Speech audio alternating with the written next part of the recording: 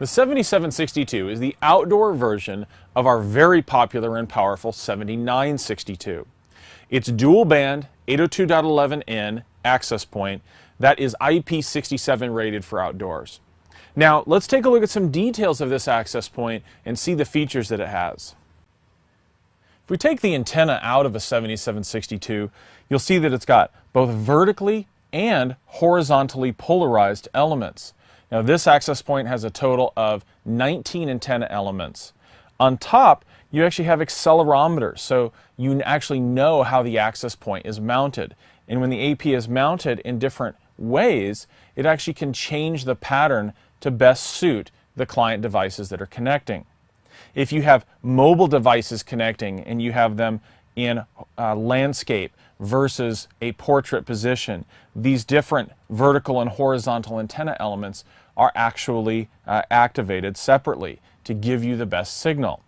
Now on the back side, we actually see that we have the normal 6 antennas. If you were to look at any Ruckus competitive access points, you'll see they have 6 antennas, 3 for 2.4 and 3 for 5 gigahertz.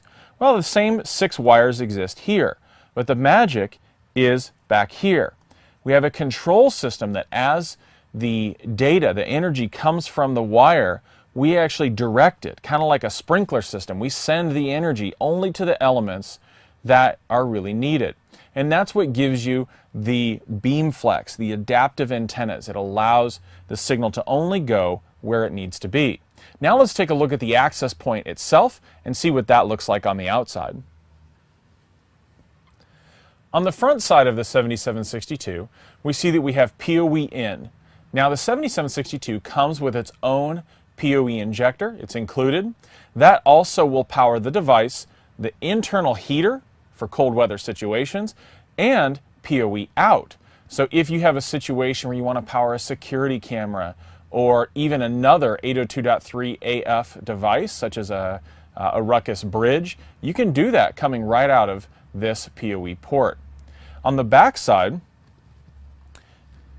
we actually see that we have 2 antenna ports. Now these are the 5 gigahertz antennas, so if you need to do some very long distance mesh or you need some reason to have external antennas, you can disconnect these, turn on the external antennas in the software, and use these to extend range or coverage area.